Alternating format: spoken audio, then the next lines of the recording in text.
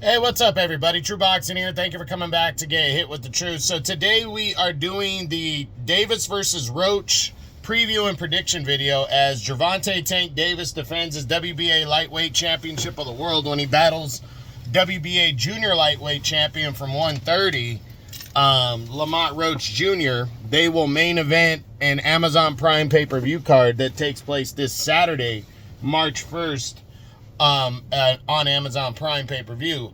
Now, before we get into that, if you could smash the like button, leave a comment, or subscribe to the channel. I really do appreciate any and all support that I can get as I continue to build my channel here. So, I apologize I wasn't able to do a breakdown video. This is going to be kind of like a mini breakdown, but it's more towards my preview and prediction stuff. I'm not going to get as into it. But let's jump into the fight, take a look at it and all that. I did an is-on video for this fight, and you guys already know I'm not really thrilled about this main event. The main event is probably going to cause me to not order the card at all. I really do want to see Puello and Martin on the undercard, and I really would like to see Valenzuela and Russell. I wouldn't mind seeing Yoenis Tellez and J-Rock Williams, but I just don't think it's worth it given the main event here. You know, Davis is coming in a monster favorite over Lamont Roach. Lamont Roach, not a bad fighter, just out of his league, out of his element in this fight. You know, I mean, Davis is a good fighter. We just don't know if he's great because he refuses to fight the top-tier guys in his own division, you know? And it's pretty sad because he can get those fights if he wanted them, but he chooses to take on 130-pound champs. Frank Martin wasn't a bad option in his last fight, but he just wasn't the guy we wanted to see. That's really what it came down to. So, heading into this one, you know, not a lot of people are too thrilled about it, but it is Tank back in action. Is this going to be his last fight, as he's talked about retirement already? A lot of people don't think he really enjoys being a fighter, but we're going to see in this one. Looking at the numbers, you know, he's 30-0. Roach is 25-1-1. Again, he is a monster favorite. Roach is a huge underdog. They are about the same age. Tank's 30 with Roach at 29.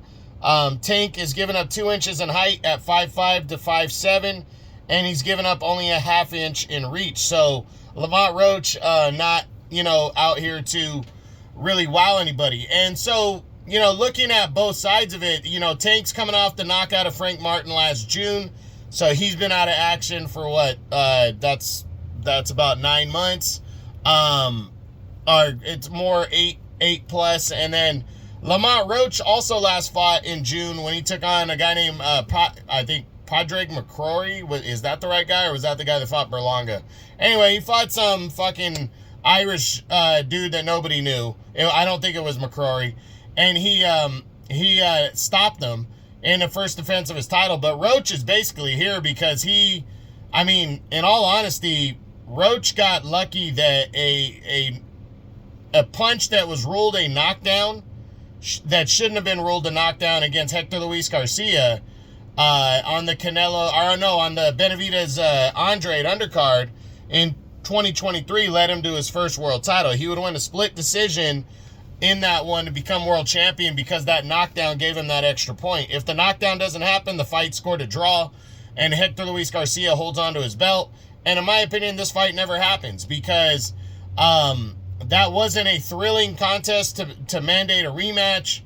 I think the draw would have upheld. Garcia would have went on as champ, and Garcia lost to Tank earlier that year. So we probably don't see Tank fight Lamont Roach Jr., but he's in this moment. And does he have a chance? I mean, of course, every fighter that puts on a pair of gloves has a chance. How much of one? I don't know. Roach isn't a big power puncher. I don't think he's a better boxer than, let's say, like Frank Martin was, who fought Tank the last time. He is confident. He is fearless. I think he's owning the moment.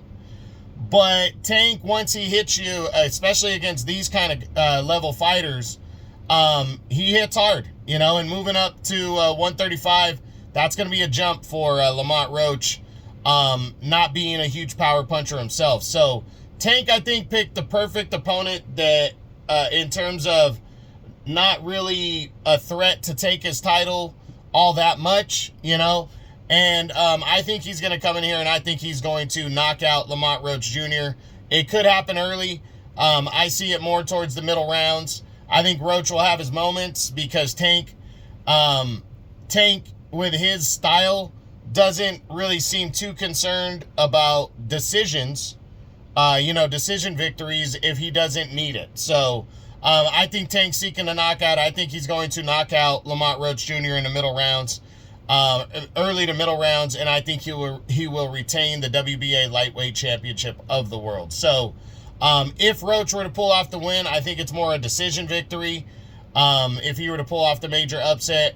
But again, I really don't think that's possible, and we'll see what happens after that for Tank Davis. So that's it. That's what I got. That is my Tank Davis versus Lamont Roach Jr. preview and prediction video as they will collide this Saturday, March 1st in the main event of an Amazon Prime pay-per-view card. I hope you enjoyed the video. If you did, smash the like button, leave a comment, or subscribe to the channel. I appreciate any and all support. This is True Boxing, and you've been hit with the truth.